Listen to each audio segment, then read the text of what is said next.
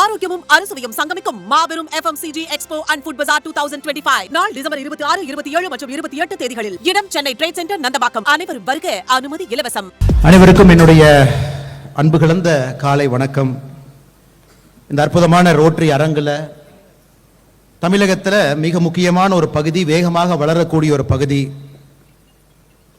Middle class என்று சொல்லக்கூடிய பொருளாதார அடிப்படையில் நடுநிலைவாதிகள் இருக்கக்கூடிய ஒரு பகுதி, முதல் தலைமுறை பட்டதாரிகள் இருக்கக்கூடிய ஒரு பகுதி, மிக முக்கியமாக முதல் தலைமுறை தொழில் முனைவோர்கள் இருக்கக்கூடிய ஒரு பகுதி. இந்த rotary international district 2982 Namakkal, Salem, Krishnagiri, Dharmapuri, Kallakurichi, Viluppuram நம்முடைய ரெவென்யூ டிஸ்ட்ரிக்ட். அதிலிருந்து இங்கே வந்திருக்கக்கூடிய எல்லா நம்முடைய ரோட்டரி சொந்தங்களுக்கும் கூட என்னுடைய மற்றும் ஒரு முறை என்னுடைய இனிமையான வணக்கத்தை தெரிவித்துக் கொள்கின்றேன். மற்ற ரோட்டரியை பேசுறதை விட இந்த ரோட்டரியிட பேசுறது எனக்கு ஒரு தனி ஒரு கௌரவமாக, சிறப்பாக நான் கருதுகின்றேன். காரணம், பசியோடு இருக்கக்கூடிய தமிழ் சொந்தங்கள் வசிக்கக்கூடிய நிலப்பரப்பு, அது சாதிக்க வேண்டும் என்று துடிக்கக்கூடிய ஒரு நிலப்பரப்பு. லாரியில் ஆரம்பித்து கோழி முட்டையிலிருந்து, கைத்தறியிலிருந்து, சேலம் மாம்பழத்திலிருந்து, சாகோவிலிருந்து, கள்ளக்குறிச்சி, விழுப்புரத்தில் தொழில் முனைவோர்கள் இருந்து, வேறு மொழிகள் பேசக்கூடிய நண்பர்கள் வசிக்கக்கூடிய ஹொசூரில் இருந்து ஒரு மிக வித்தியாசமான ஒரு நிலப்பரப்பு. இங்க தமிழகத்தினுடைய மற்ற இடத்தை விட இந்த இடத்துல ஒரு ரோட்டரி அமைப்பு இருப்பது மிக முக்கியமானது. காரணம், அடுத்த தலைமுறை தலைவர்களை வளர்ப்பது, தலைமை பண்பை கொண்டு வருவது. அந்த ரோட்டரி மூலமாக கிடைக்கக்கூடிய தலைமை பண்பை நம்முடைய வாழ்க்கையில, குடும்பத்தில், நாம் செய்யக்கூடிய தொழிலில், நம்முடைய சமுதாய பழக்க வழக்கத்தில் அந்த தலைமை பண்பை எல்லாம் கொண்டு வரும் பொழுது ஒரு குடும்பம் மட்டும் உயரப்போவதில்லை. குடும்பம் உயரும் பொழுது சமுதாயம் உயரும், சமுதாயம் உயரும் பொழுது அந்த மாநிலம் உயரும், மாநிலம் உயரும் பொழுது அந்த நாடு உயரும், அந்த நாடு உயரும் பொழுது அந்த முழு பிரபஞ்சமே உயரும். அப்படிப்பட்ட ஒரு அற்புதமான ஒரு நோக்கம் கொண்ட ரோட்டரி இன்டர்நேஷனல் குழுமத்தில் நீங்கள் எல்லோரும் கூட இன்னைக்கு ஒரு மெம்பர்ஸா இருக்கிறீங்க. வேறு வேறு பொறுப்புகள் இருக்கிறீங்க. உங்களுடைய வாழ்க்கையினுடைய பெரும்பகுதியை ரோட்டரிக்கே செலவிடக்கூடிய நண்பர்கள் இங்க இருக்கிறாங்க. மேடையின் மீது இருக்கக்கூடிய இன்றைய டிஸ்ட்ரிக்ட் கவர்னர் 2982 அதனுடைய கவர்னராக இருக்கக்கூடிய அருமையண்ணன் சிவசுந்தரம் அவர்கள் ரொட்டேரியன், கவர்னர் எலெக்ட், அடுத்த கவர்னர் வருவதற்கு தயாராக இருக்கக்கூடிய ரொட்டேரியன் செந்தில்குமார் அவர்கள், இந்த அற்புதமான மகாபலிபுரத்தில் ஒரு இன்டர்நேஷனல் ஸ்டாண்டர்டில் நடக்கக்கூடிய இந்த ரோட்டரி கான்ஃபரன்ஸ்க்கு அட்வைசராக இருக்கக்கூடிய அருமை நண்பர் KP சரவணன் அவர்கள், கான்ஃபரன்ஸுடைய அட்வைசராக இருக்கக்கூடிய சரவணன் அவர்கள், கான்ஃபரன்ஸுடைய சேர்மனாக இருக்கக்கூடிய கந்தசாமி அவர்கள், டிஸ்ட்ரிக்ட் கிராண்ட் சேராக இருக்கக்கூடிய வினோத் பாபு அவர்கள், கான்ஃபரன்ஸுடைய செக்ரட்டரி டாக்டர் மதன் கார்த்திக் அவர்கள், டிஸ்ட்ரிக்ட் நியூ ஜெனரேஷன் சேர் மேடம் ரஞ்சனா பட்டேல் அவர்கள், அசிஸ்டன்ட் கவர்னராக இருக்கக்கூடிய சகோதரர் அன்பழகன் அவர்கள், பிரசன்னா அவர்கள், ரோட்டரி இன்டர்நேஷனல் பிரசிடென்ட் சார்பாக இங்கே வந்திருக்கக்கூடிய ரோட்டரி இன்டர்நேஷனல் ரெப்ரசன்டேட்டிவ் அவர்கள், PDG திரு ஸ்ரீதர் அவர்கள், அவருடைய பெட்டர் ஹாஃப் மேடம் புனிதா அவர்கள், எல்லா முன்னாள் டிஸ்ட்ரிக்ட் கவர்னர்ஸ், ரோட்டரி மெம்பர்ஸ், அடுத்த 5 ஆண்டுகளில் 10 ஆண்டுகளில் ரோட்டரியில் வேறு வேறு பொறுப்புகளுக்கு வரக்கூடிய எல்லா அன்பு சொந்தங்கள் எல்லோருக்கும் மறுபடியும் என்னுடைய வணக்கத்தை இன்னொரு முறை தெரிவித்துக் கொள்கின்றேன். நிறைய குழந்தைகளை கூட்டிட்டு வந்திருக்கிறீங்க, அது ஒரு பெரிய சந்தோஷம். எந்த அளவுக்கு வயது அதிகமானவர்கள் நம்மை பக்குவப்படுத்தக்கூடிய சொந்தக்காரங்க இங்க இருக்கிறாங்களோ அந்த அளவு குழந்தைகளும் இங்க இருக்கிறாங்க, ஆர்வமா வந்திருக்கிறாங்க. நேற்று, இன்று, நாளை இந்த 3 நாட்கள்ல நிறைய ஆளுமைகள் வந்து இங்க பேச இருக்கிறாங்க. எல்லோருடைய பேச்சிலும் கூட நிறைய விஷயங்கள் நமக்கு தெரியப்படுத்தியிருக்கின்றார்கள். அதெல்லாம் ஒரு குழந்தை இந்த ஏஜ்ல கேட்கும் பொழுது அவர்கள் பார்க்கக்கூடிய வாழ்க்கையை பார்க்கக்கூடிய அந்த பார்வை மாறும். அவர்களுக்கு ஏதோ ஒரு இடத்துல ஒரு சின்ன விதையை இந்த மேடையில யாரோ ஒருத்தர் போட்டுட்டு போயிடுவாங்க. அந்த குழந்தை அந்த விதையை பிடிச்சி வச்சுக்கிட்டாங்கன்னா ஒரு பெரிய ஆலமரமாக அந்த குழந்தையினுடைய மனதிற்குள்ள அந்த தாக்கம் பெரிய தாக்கமாக வரும். அதனால் குழந்தைகளை கூட்டு வந்திருக்கிறீங்க, பெரிய சந்தோஷம். குடும்பத்தோடு வந்திருக்கின்றீர்கள், பெரிய சந்தோஷம். வெளியே எல்லாமே நிறைய ஸ்டால் போட்டு இந்த ரோட்டரிக்காரங்க நடத்தக்கூடிய நிறுவனங்களை மற்ற ரோட்டரிக்காரங்களுக்கு அறிமுகப்படுத்துறீங்க. அதெல்லாம் பார்க்கும் பொழுது ஒரு குடும்பமாக நீங்கள் இங்கே இருப்பது மட்டும்தான் எனக்கு தெரிகிறது. எனக்கு கொடுத்திருக்கக்கூடிய தலைப்பு தலைமை பண்பு ஒரு மாண்பு. தலைமை பண்பு என்கின்ற வார்த்தையை இன்னைக்கு பார்த்தீங்கன்னா அடிக்கடி மிக மோசமாக பயன்படுத்தக்கூடிய ஒரு வார்த்தை. ஒரு வாழ்க்கையில் பெரிய பொறுப்பில் இருக்கிறாங்க, அதனால தலைமை பண்பு அவங்களுக்கு இருக்கணும், தலைமை பண்பு இருக்கிறனால தான் ஒரு பெரிய பொறுப்பில் இருக்கிறாங்க. தலைமை பண்பு என்பது ஏதோ ஒரு சொத்து, நாம் தேடி சேகரிக்க வேண்டும் அப்படிங்கிற மாதிரி இன்னைக்கு சமுதாயத்தில் அதை கொண்டு வந்து விட்டார். ஒரு பிஸ்னஸ் ஸ்கூலுக்கு போனால் தான் தலைமை பண்பு கிடைக்கும். ஒரு கம்பெனியில் பணி செய்தாலும் கூட இந்த டபுள் டிகிரி இருந்தால் தான் மேனேஜர்ஸாக வர முடியும்.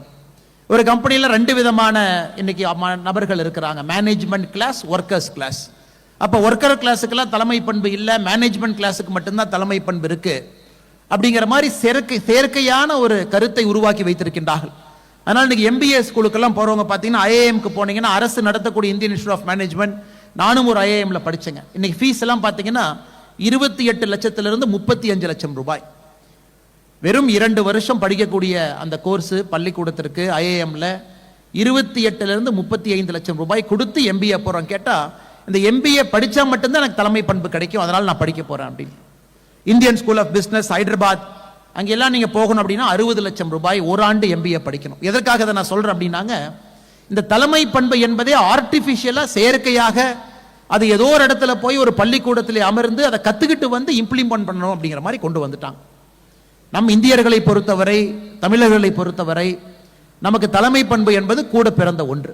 வாழ்க்கை ஆரம்பித்த காலத்திலிருந்து வாழ்கின்ற காலம் முழுவதுமே இறக்கும் வரை எதை கொண்டு வருகின்றோமோ இல்லையோ அந்த தலைமை பண்பு என்பதை கூட கொண்டு வர்றோம். எப்படி பழகணும், எப்படி பேசணும், ஒரு காரியத்தை எப்படி சாதிக்கணும், எப்படி கனவு காணணும், நாம் கண்ட கனவை எப்படி நனவாக்கணும், வெற்றி வரும் பொழுது எப்படி அந்த வெற்றியை பெரிதாக எடுத்துக்கொள்ளாமல் பெரிய இலக்கை நோக்கி பயணம் செய்யணும், தோல்விகள் வரும் பொழுது அந்த தோல்வியை பார்த்து துவண்டு விடாமல் எப்படி வெற்றியை நோக்கி பெரிய ஒரு காரியத்தை நோக்கி செல்ல வேண்டும். இதையெல்லாம் படிப்படியாக நம்முடைய வாழ்க்கையில கத்துக்கிறோம். அமெரிக்காவில் பார்த்தீங்கன்னா இன்னைக்கு மிகப்பெரிய பிசினஸ் ஸ்கூலாக இருக்கக்கூடிய வாட்டன் பல்கலைக்கழகம், யூனிவர்சிட்டி ஆஃப் பென்சில்வேனியா 1881 ஆரம்பிச்சாங்க. ஹார்வர்ட் பள்ளிக்கூடம் பிசினஸ் ஸ்கூல் 1905. எதற்கு நான் அதை சொல்றேன் அப்படின்னாங்க, முதல்ல நம்முடைய மனதில் அந்த தலைமை பண்பு என்கின்ற வார்த்தையை அது எங்கேயோ போய் நம்ம கத்துக்கிட்டு வர்றோம் அப்படிங்கிறத நம்ம முதல்ல உடைக்கணும். நம் கூட பிறந்திருக்கக்கூடிய ஒரு விஷயம் என்பது தலைமை பண்பு. ஒரு சின்ன ஒரு கடைக்கு போறோம், ஒரு அண்ணங்கிட்ட ரோட்டோரத்தில் ஒரு இட்லி வாங்கி சாப்பிட்றோம் அப்படின்னா கூட அந்த அண்ணனுடைய கடையில் அந்த அண்ணங்கிட்ட ஒரு தலைமை பண்பை நம்ம பார்க்கணும். நம் கண்ணை திறந்து வைத்து அந்த ரோட்டோரத்தில் இருக்கக்கூடிய இட்லி கடையில் கூட என்ன நம்ம கத்துக்கலாம் அப்படிங்கிற ஆர்வமாக நம்ம பார்க்க ஆரம்பித்தோம் அப்படின்னா தலைமை பண்பு நம்ம கூடவே இருக்குன்னு அர்த்தம். இன்னைக்கு நம்ம மனசுல நிறைய அதை ஷட் டவுன் பண்ணிட்டோம், நிறைய ஸ்டீரியோ டைப்புக்குள்ள போயிட்டோம். தலைமை பண்பை கத்துக்கிறதுக்காக இவ்வளவு பணத்தை செலவு பண்றோம், நம்முடைய குழந்தைகளை பெரிய பெரிய பள்ளிக்கூடத்துக்கு அனுப்புறோம், அமெரிக்காவுக்கு அனுப்புறோம். அந்த டிகிரி ஸ்டாம்ப் அடித்த பின்பு ஒரு கம்பெனிக்கு போன பிறகு MBA வந்துருச்சு, அதனால தலைமை பண்பு நினைக்கின்றோம். அதனால என்னுடைய அன்பான வேண்டுகோள், தலைமை பண்பு என்பதை கொஞ்சம் வித்தியாசமா பார்ப்போம். அடுத்த ஒரு 30 நிமிஷம் 40 நிமிடம் இந்த தலைமை பண்பு என்கின்ற வார்த்தையை மிக வித்தியாசமாக பார்ப்போம். அப்ப அதுல மாண்பு இருக்கா மாண்பு இல்லையா என்பது நமக்கே தெரியும். மாண்பு என்பது ஒரு தமிழ் வார்த்தை, அகராதியா பார்க்கும் பொழுது சிறப்பு, மாட்சி, பெருமை என்கின்ற வார்த்தையெல்லாம் மாண்பு கொடுக்கலாம். அப்படின்னா தலைமை என்பது ஒரு சிறப்பன்பம், தலைமை பண்பது என்பது ஒரு மாட்சி, தலைமை பண்பது என்பது ஒரு பெருமை அப்படிங்கிற அகராதியில வருது. ஆங்கிலத்தில் பார்த்தோம் அப்படின்னா தலைமை பண்பு leadership is a jewel, leadership is a quality, leadership is an attribute. அது எங்கேயோ போய் நம்ம கத்துக்கிறோம், சில பேர்த்துக்கு இருக்கு சில பேர்த்துக்கு இல்லை அப்படிங்கிற மாதிரி. அதை அடுத்த 40 நிமிடத்துல மிக வித்தியாசமாக இதை உங்கள் முன்னால் கொண்டு வந்து நிறுத்துவது மட்டும்தான் என்னுடைய நோக்கம். இந்த அரங்கிலிருந்து செல்லக்கூடிய எல்லோருக்குமே தலைமை பண்பு இருக்கு. தலைமை பண்பு இல்லைன்னா நீங்க ரோட்டில் இருக்க மாட்டீங்க. தலைமை பண்பு இல்லை அப்படின்னா ஒரு சமுதாயத்துக்காக உங்க நேரத்தை ஒதுக்க மாட்டீங்க. தலைமை பண்பு இல்லை அப்படின்னா நேரத்தை கொடுத்து ஊரில் இருந்து மகாபலிபுரத்திற்கு வந்து 3 நாட்கள் அமர மாட்டீர்கள். தலைமை பண்புடைய அடிப்படை இலக்கணம் என்பதே நம்மை தாண்டி இன்னொருவரை பார்க்கக்கூடியதுதான் தலைமை பண்புடைய அடிப்படை இலக்கணம். நாம் பிறந்த இடம், நாம் பேசக்கூடிய மொழி, நாம் வாழுகின்ற வாழ்க்கை, நாம் உண்ணக்கூடிய உணவு, உடுத்தக்கூடிய உடை, இது நாம். இதை தாண்டி நம்ம வெளியே பார்க்க ஆரம்பிச்சிட்டோம் அப்படின்னாவே நம்ம கிட்ட ஒரு பேசிக் லீடர்ஷிப் இருக்கு.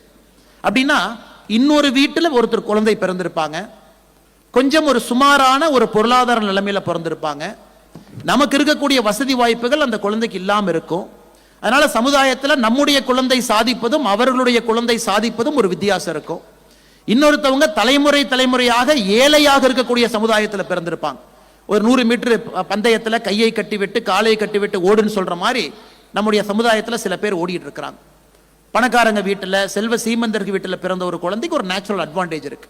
இந்த தலைமை பண்பினுடைய அடிப்படை இலக்கணம் என்பது நாம் எப்படி இருக்கின்றோமோ அப்படியே மற்றவர்களை பார்ப்பதை விட மற்றவர்கள் எப்படி இருக்கின்றார்களோ அதை வைத்து அவர்களை பார்க்க கற்றுக்கொள்வது தலைமை பண்பினுடைய அடிப்படை இலக்கணம்.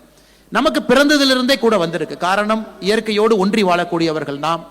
ஆடு மாடு கோழி 5 அறிவு இருக்கக்கூடிய மிருகங்களோடு பிறந்து வாழ்ந்தவர்கள், நான் மனிதர்களோடு பிறந்து வாழ்ந்தவர்கள், பெரும்பாலும் கிராமத்திலிருந்து வாழ்ந்தவங்க. கஷ்டத்தை பொருளாதார சூழ்நிலையை, வறுமை கோட்டை எல்லாருமே பார்த்து தான் இன்னைக்கு இந்த அளவுக்கு நீங்க தொழில் முனைவோர்களாக வேறு வேறு வேலை செய்யக்கூடியவர்களாக வந்திருக்கின்றீர்கள். இதை பார்க்கும் பொழுது இந்த எக்ஸ்போஷர் நமக்கு சின்ன ஏஜ்ல கிடைக்கும் பொழுதே நம் வாழ்க்கையை வேறு மாதிரி பார்ப்போம். இன்னைக்கு ஆய்வு சொல்லுது, Scandinavian country, Norway, Sweden, Scandinavian கண்ட்ரியில ஒரு குழந்தை ஏழையா, அதாவது பாட்டம் 25% என்று சொல்லுகின்றார்கள். சொத்தை, அந்த நாட்டினுடைய சொத்தை ஃபர்ஸ்ட் 25, அடுத்து 25, அடுத்து 25, அடுத்து 25, 4 கோடுகளா பிரிச்சீங்கன்னா இந்த பாட்டம் 25 குவார்டைல் என்று சொல்லுகின்றார்.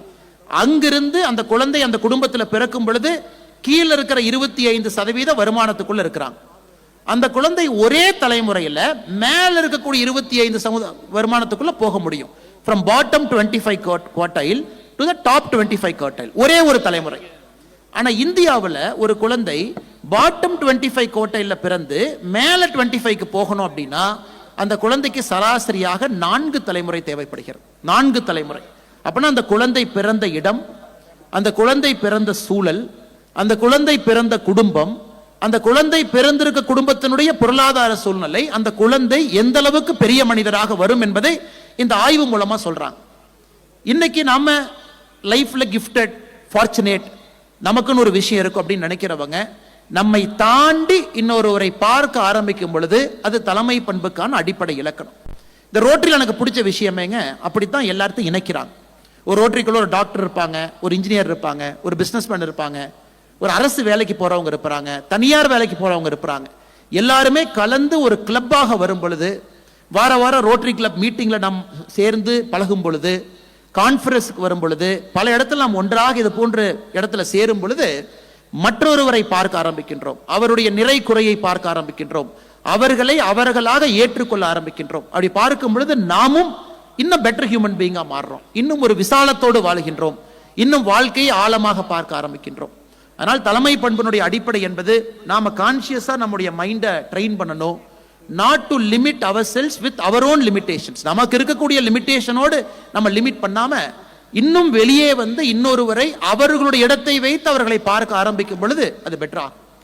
இரண்டாவதுங்க, தலைமை பண்பினுடைய இன்னொரு அடிப்படை இலக்கணம் என்பது வாழ்க்கையினுடைய சில உண்மைகளை நாம் புரிந்து கொள்ள வேண்டும். வாழ்க்கையினுடைய முதல் உண்மை, எல்லோருக்கும் ஒரு பிறப்பு, எல்லோருக்கும் ஒரு இறப்பு.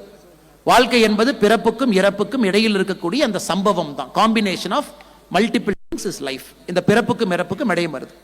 இப்ப நமக்கு எல்லாருக்குமே தெரியுது, நான் இறந்து விடுவேன் அப்படின்னு தெரியுது. I will tie one day நமக்கு தெரியுது. 60 வயசுக்கு இன்னைக்கு நம்ம மேல வாழ ஆரம்பிக்கிறோம்னா, என்னுடைய தலைமுறை, என்னோட ஏஜ்ல இருக்கக்கூடியவங்களுக்கு 40% ப்ராபபிலிட்டி நமக்கு பார்க்கின்சன்ஸ் வந்துடும். 40% ப்ராபபிலிட்டி. இன்னைக்கு பார்க்கின்சன்ஸே பார்த்தீங்கன்னா இந்த டைப் 1 டயபெட்டிஸ், டைப் 2 டயபெட்டிஸ் என்று சொல்வதை விட டைப் 3 டயபெட்டிஸ் சொல்றாங்க. இருக்கக்கூடிய ஸ்ட்ரெஸ், பொல்யூஷன், என்விரான்மெண்டல் நாய்ஸ். இந்த ஜெனரேஷன்ல நாமெல்லாம் 2060, 70 வரும் பொழுது, 60 ஆண்டுகளை தாண்டும் பொழுது 40% கண்டிப்பா பார்க்கின்சன்ஸ் வந்துடும். மறந்துடுவோம், நமக்கு தெரியாது. 80 வயசை தாண்டும் போது ஆய்வு சொல்லுது நிச்சயமா 60% மக்களுக்கு பார்க்கின்சன்ஸ் வந்துடும். அப்படி நீங்க பாத்தீங்கன்னா நம்முடைய லைஃபே ரொம்ப லிமிட்டட் தான். லைஃபே ரொம்ப லிமிட்டட். ப்ரொடக்டிவ் லைஃப் அப்படின்னு பாத்தீங்கன்னா 20 ஆண்டு, 30 ஆண்டு, 40 ஆண்டு, 50 ஆண்டு, 60 ஆண்டு, மிஞ்சி மிஞ்சி போனா 70 ஆண்டு. 50 ஆண்டு காலம் மட்டும்தான் நம்முடைய ப்ரொடக்டிவான லைஃப். அதற்கு மேல இட்ஸ் எ ஜெனட்டிக் கிஃப்ட். அப்பா அம்மாவுக்கு சுகர் இல்லை, எனக்கு சுகர் வருவதற்கான வாய்ப்பு கொஞ்சம் குறைவு. அப்பா அம்மாவுக்கு பிளட் பிரஷர் இருக்கு, 20% எனக்கும் பிபி வர்றதுக்கான வாய்ப்பு. குடும்பத்தில் யாரோ ஒருத்தருக்கு கேன்சர் வந்திருக்கு, 25% ப்ராபபிலிட்டி நமக்கும் கேன்சர் வருவதற்கான வாய்ப்பு. Genetic lottery. இந்த புரிதல் நம்ம நிறைய பேருக்கு வர்றதில்லை.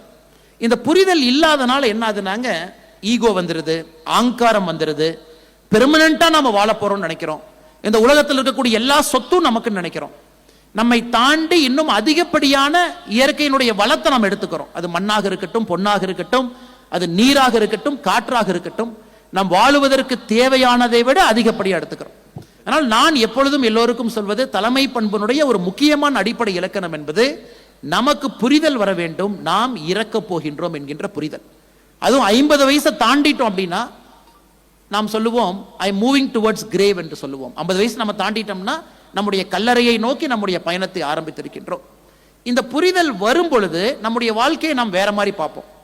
மற்றவங்களுக்கு விட்டு கொடுக்கணும்னு பார்ப்போம், அடுத்த தலைமுறையை வளர்த்த முடியுமான்னு பார்ப்போம், அடுத்தவங்களுக்கு நாம் வாழும் பொழுது என்ன செய்ய முடியும் என்று பார்ப்போம். இது மிக மிக முக்கியம். இன்னைக்கு நான் பிலாசபிக்கலா எதுவும் பேசலீங்க, ரொம்ப முக்கியம். இறப்பு என்பது நிச்சயிக்கப்பட்ட ஒன்று என்பது நம்ம எல்லோரும் மறந்துடுறோம். இந்த வாழுகின்ற அவசரத்தில் அதை பத்தி நம்ம பார்க்கறதே கிடையாது. அதனால் நிறைய விஷயங்கள், சின்ன சின்ன சண்டைகள். ஒரு வேலியை போட்டிருப்பாங்க கிராமத்தில், நான் பார்ப்பேன் வேலிக்கு சண்டை 3 தலைமுறை பேசாம இருப்போம். சின்ன ஒரு மன கஷ்டத்தில் இருப்போம், மனஸ்தாபத்தில் இருக்கும், 2 தலைமுறை பேசாம இருப்போம். அவங்க பத்திரிக்கை ஒன்று கொடுக்காம இருப்பாங்க, அதற்காக 4 தலைமுறை மாறி மாறி பத்திரிக்கை கொடுக்காம இருப்பாங்க. இந்த வீட்டினுடைய சுபகாரியத்திற்கு 2 வீடும் கூப்பிடாம இருப்பாங்க. இதே நாம் எல்லோரும் இறக்க போகின்றோம். 50 ஆண்டுகளுக்கு மேல கல்லறையை நோக்கி போறோம். 60 வருஷத்துக்கு மேல பார்க்கின்சன்ஸ் ப்ராபபிலிட்டி வெரி ஹை. நம்ம ஜெனட்டிக் லாட்டரியில தான் வாழ்ந்து கொண்டிருக்கின்றோம் என்கின்ற உண்மை வந்துவிட்டால் நாம் வாழுகின்ற வாழ்க்கையினுடைய அர்த்தமே மாறிவிடும். அதுவும் ஒரு தலைமை பண்பனுடைய மிக மிக அடிப்படை இலக்கணம். இன்னைக்கு வந்து ரொம்ப பெருசா பேசுறாங்க. இங்க பாருங்க, டாட்டாவை பாருங்க, அம்பானியை பாருங்க, பிர்லாவை பாருங்க, அவங்க சம்பாதிக்கிறத பாருங்க. எல்லாருமே கிஃப்ட் எடுங்க, அவங்களுக்கு ஒரு அட்வான்டேஜ் இருக்கு, அந்த குடும்பத்தில் அவங்க பிறந்திருக்கிறாங்க, போறாங்க. ஆனா எத்தனையோ பேர் இன்னைக்கு மிடில் கிளாஸை பத்தி பேசுறது இல்லை. எத்தனையோ பேர் கீழே ஒரு பெட்டி கடை வச்சிருக்காங்க, அவங்கள பத்தி பேசுறது இல்லை. எல்லோரிடமும் தலைமை பண்பு இருக்கு. எண்ட் ஆஃப் தி டே அவங்களுடைய வாழ்க்கை சந்தோஷமாக, பீஸ்ஃபுல்லா, ஹாப்பியா, மற்றவர்களுக்கு பயன்படுற மாதிரி அவங்க வாழ்க்கை வாழ்ந்துட்டாங்கன்னா that is a very fulfilling life. இந்த லீடர்ஷிப்னுடைய அடிப்படை பிரச்சனையே ரொம்ப காஸ்ட்லியா கொடுத்து ஒரு எஜுகேஷன் படிச்சுட்டு பெரிய பெரிய நிறுவனத்தில் போய் தலைமை பொறுப்பில் ஜாயின் பண்ணிட்டு அதை வைத்து இந்தியாவில் இருக்கக்கூடிய 99% மக்களுக்கும் நம்ம படம் பிடிச்சு காட்டுறோம். எப்படின்னு இன்னைக்கு எல்லாருமே சொல்லுவாங்க, குழந்தைகள் நிறைய இருக்காங்க, Winston Churchill is a great leader அப்படின்னு. ஆனா எத்தனை பேருக்கு தெரியும் வின்ஸ்டன் சர்ச்சிலுடைய கொள்ளு தாத்தா எம்பியா இருந்தாரு, வின்ஸ்டன் சர்ச்சிலுடைய தாத்தா எம்பியா இருந்தாரு, வின்ஸ்டன் சர்ச்சிலுடைய அப்பா எம்பியா இருந்தார், வின்ஸ்டன் சர்ச்சில் எம்பியா இருந்தார், வின்ஸ்டன் சர்ச்சில் பையன் எம்பியா இருந்தார், வின்ஸ்டன் சர்ச்சிலுடைய பேர எம்பியா இருக்காரு, வின்ஸ்டன் சர்ச்சிலுடைய கொள்ளுப்பேரனும் அரசியல் இருக்காங்க. So Winston Churchill great man, டவுட்டே இல்லை. பட் 5 தலைமுறை வின்ஸ்டன் சர்ச்சில் ஒரு மிகப்பெரிய மனிதராக வருவதற்கு வித்திட்டு வின்ஸ்டன் சர்ச்சில் அங்க இருக்கார். அவருடைய கிராண்ட்ஃபாதர் எடுத்துக்கிட்டீங்கன்னா அவர் அப்பவே ஹவுஸ் ஆஃப் காமன்ஸுடைய தலைவர். இன்னைக்கு நம்ம ஃபினான்ஸ் மினிஸ்டர்னு சொல்றாங்க, சான்சலர் ஆஃப் எக்ஸ்செக்கர், சான்சலர் ஆஃப் எக்ஸ்செக்கருடைய தலைவர். இதனால நம்ம அந்த தலைமை பண்பே ரொம்ப ஸ்கியூடா போயிருது. சில பேரை போட்டோ எடுத்துக்கிட்டு அப்ரஹாம் லிங்கனை பாருங்க, இவரை பாருங்க, அவரை பாருங்க, ஒரு 4 பேர் எடுத்துக்கிட்டு அதை வைத்து தலைமை பண்புடைய இலக்கணத்தை நம்ம சொல்லிக் கொடுக்க ஆரம்பிக்கிறோம். அதை நம்முடைய குழந்தைகளுக்கு நம்ம மாத்தணும். பெரிய பெரிய நிறுவனத்தை கொண்டு வந்து அவங்க முன்னாடி நிறுத்துறோம். டாடா பெரிய நிறுவனம், ஆமா டாடா 300 ஆண்டுகளா இருக்கு. அம்பானி பாருங்க, ரிலையன்ஸ் பாருங்க, ஆமாம் அது 3வது தலைமுறையில நிக்குது. பிர்லாவை பாருங்க, 3வது தலைமுறை 200வது ஆண்டை தொட்டு கொண்டிருக்கிறது. அவங்கள கொண்டு வந்து நம்ம குழந்தை மேல தேவையில்லாத ஒரு பிரஷரை போட்டு தலைமை பண்புனா இப்படித்தான், நிறுவனங்கள்னா இப்படித்தான், இப்படிப்பட்ட பண்பு இருக்கணும், இந்த மாதிரி வரணும் அப்படின்னு. நம்முடைய குழந்தை இயற்கையோடு ஒன்றி வாழ விடுவதில்லை. ஒரு சாதாரண மனிதர்களாக கொண்டு வருவதற்கான முயற்சியை நம்ம எடுப்பதில்லை. பெரிய பெரிய விஷயத்தை அவங்க முன்னாடி காட்டுறமோ தவிர சின்ன மனிதர்களை காட்டுறதில்லை. இதனால குழந்தைகள் என்ன ஆகுதுன்னா அவங்க வளரும் பொழுதே ஹேவ்ஸ் அண்ட் ஹேவ் நாட்ஸ் வளர்றாங்க. பணம் இருப்பவர்களோடு பழகின்றார்கள், சொத்து இருக்கவங்களோட தான் அவங்க வாழ்க்கை இருக்கு. எத்தனையோ இல்லாதவங்கள அவங்க பார்க்கறது கூட கிடையாது, அவங்களுக்கு அந்த வாய்ப்பு கூட கிடைக்கிறது இல்லை. அதையெல்லாம் நம்ம சின்ன வயசுல எக்ஸ்போஸ் பண்ணிக்கிட்டே வர்றோம். ஏன்னா நமக்கு அந்த வாய்ப்பு கிடைத்திருக்கிறது, நாம் பார்த்திருக்கின்றோம். இன்னைக்கு இருக்கக்கூடிய தலைமுறைக்கு அந்த வாய்ப்பு கொடுக்குறோம் அப்படின்னா ஃபேண்டாஸ்டிக் லீடர்ஸா வருவாங்க, அருமையான லீடரா வருவாங்க. ஒரு கன்சர்ன் இருக்கும், இந்த என்விரான்மெண்ட் மேல ஒரு கன்சர்ன் இருக்கும், இந்த உலகத்தில் இருக்கக்கூடிய சொத்துக்களை பாதுகாக்க வேண்டும் என்கின்ற எண்ணம் இருக்கும். இந்த உலகத்தில் இன்னைக்கு பாருங்க இவ்வளவு நம்ம பிரேக் நெக் இண்டஸ்ட்ரியலைசேஷன், குளோபலைசேஷன் நம்ம சொல்றோம். ஆனா எத்தனை பேரு நாம பயன்படுத்தக்கூடிய நீரை மிக குறைவா பயன்படுத்துறோம். சின்ன உதாரணம் சொல்றாங்க, ஏன்னா ஒரே மொனோட்டோனஸா போற உதாரணம். சமீபத்தில் மாதா அமிர்தானந்தமாய் அம்மாவை சந்திக்க சென்றிருந்தேன்.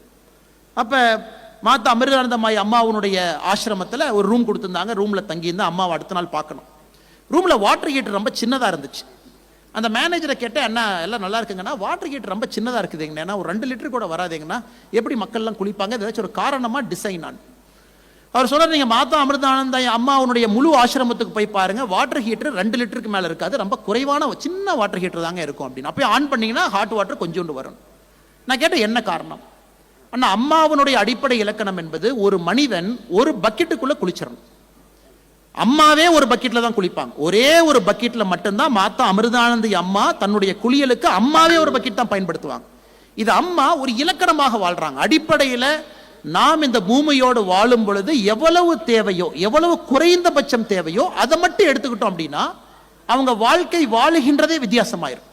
எங்க ஆசிரமத்தில் நீங்க பாத்தீங்கன்னா சாப்பாடு என்பது ஒரு பருக்கை கூட யாரும் வேஸ்ட் பண்ண மாட்டாங்க, தண்ணி என்பது வேஸ்ட் பண்ண மாட்டாங்க. காரணம் அம்மா அவர்களே ஒரு தலைமை பண்பை காட்டுறாங்க. குளிக்கிறீங்க அப்படின்னா ஒரே பக்கெட் தண்ணி, ஒரு பக்கெட் தண்ணிக்குள்ள எல்லாருமே குளிச்சு முடிக்கணும். அதனால வந்திருக்கக்கூடிய கெஸ்ட் யாராச்சும் வந்து தங்கினா கூட அவர்களுக்கு 2 லிட்டர் ஹீட்டர் தான் நாங்க வச்சிருக்கோம். அதுக்குள்ள தான் ஹாட் வாட்டர் வரும், அதுக்குள்ள நீங்க குளிக்கணும் அப்படின்னு. என் வாழ்க்கையை பெருசா மாத்தின ஒரு சம்பவங்க, ரொம்ப பெருசா மாத்தின ஒரு சம்பவம். அதன் பிறகு மாதா அமிர்தானந்தமயி அம்மாவுடைய ஹாஸ்பிட்டல் குர்கான்ல கட்டியிருக்காங்க, 1000 பெட் இருக்கக்கூடிய ஹாஸ்பிட்டல். அதை ஒரு பார்க்கக்கூடிய ஒரு வாய்ப்பு. அதை பார்க்கும்போது நினைச்சா, அம்மா அவர்கள் எங்கேயுமே அம்மா வாழ்றது, அவங்க மாதா அமிர்தாயி அம்மா வாழ்றது ஒரு காட்டுக்கு கீழே தான் அவங்க படுத்து தூங்குறாங்க. அந்த காட்டுல அவர் வளர்க்கக்கூடிய நாய் தான் படுத்திருக்கு. அம்மாவுடைய நாய் தான் பெரும்பாலும் அம்மாவுடைய கட்டில அந்த நாய் படுத்திருக்கு, அம்மா கீழே ஒரு பாய் போட்டு படுத்திருக்காங்க. ஆனா இந்த அம்மா மற்றவர்களுக்கு ஒரு 5 ஸ்டார் ஃபெசிலிட்டியில் ஒரு ஹாஸ்பிட்டல் கட்டியிருக்காங்க குர்கான். இந்த அம்மா தன் வாழக்கூடிய வாழ்க்கை ஒரு பக்கெட்ல இருக்கிறாங்க. காலையிலிருந்து இரவு வரை எத்தனை பேர் வந்தாலும் இன்னைக்கு ஒரு குரு எல்லாரையும் கட்டி பிடிச்சு ஆசீர்வாதம் பண்ணி அனுப்ப முடியும் அப்படிங்கறதுக்கு அம்மா ஒரு உதாரணம்.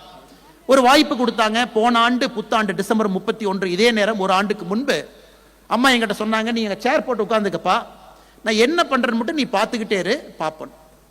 5:30 மணிக்கு ஆரம்பிச்சாங்க. அவ்வளவு பெரிய கூட்டம், ஒருத்தரா வர்றாங்க, எல்லாரையும் கட்டி பிடிக்கிறாங்க, அழுகுறாங்க, அம்மாட்ட கடிதம் கொடுக்குறாங்க.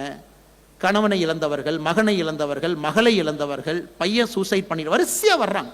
நாமெல்லாம் இன்னைக்கு அரசியல் ஏதோ சாதிச்ச மாதிரி, ஏதோ நாலு கஷ்டத்தை பார்த்த மாதிரி நினைச்சுக்கிட்டு இருக்கோம்.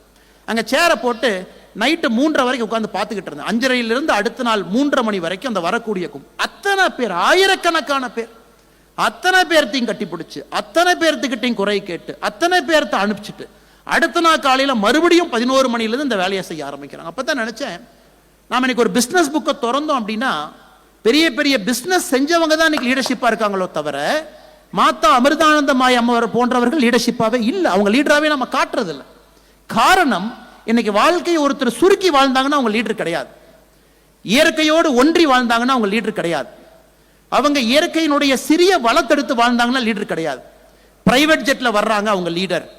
ஒரு 1000 கோடி ரூபாய் பெருமானமான நிறுவனத்தை நடத்துறாங்க, அவங்க லீடர். இதை நம்ம குழந்தைகிட்ட உடைக்க வேண்டிய கட்டாயம் நமக்கு இருக்கு. தலைமை பண்பு என்பது அடிப்படையில் அடுத்த மனிதர்களை பார்த்து அவர்களோடு இருந்து நமக்கு எவ்வளவு தேவையோ அதோடு வாழ்ந்து நாம் நன்றாக இந்த உலகத்திலே பிறப்புக்கும் இறப்புக்கும் இடையில் இருக்கக்கூடிய காலகட்டத்தை கிடைக்கக்கூடிய 50 ஆண்டுகளை ஆக்கப்பூர்வமான 50 ஆண்டுகளாக மாற்றுவதற்கு முயற்சி எடுக்கணும்.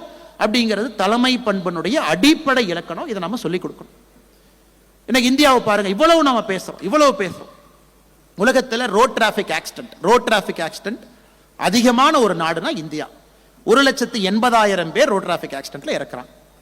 சராசரியா ஒரு நாளைக்கு 460 பேர் இறக்குறாங்க. இன்னைக்கு காலை ஆரம்பித்து சாயந்தரம் முடியறக்குள்ள 460 பேர் இன்னைக்கு வீட்டுக்கு போக மாட்டாங்க. 460 பேர் வீட்டில் இன்னைக்கு நைட் சாவு இருக்கும், இலவு வீடு. 460 பேர் தந்தையை தாய் இழந்திருப்பாங்க இந்தியாவில். இன்னைக்கு 460 பேர் தன்னுடைய வாழ்க்கை இழந்திருப்பார்கள். உலகத்தில் எங்கேயுமே இது கிடையாதுங்க, எங்கேயுமே கிடையாது. நம்ம ஊர்ல மட்டும்தான் 1,80,000 பேர். 2 ஆண்டுகளுக்கு முன்பு சைனா ஓவர்டேக் பண்ணியிருக்கோம்.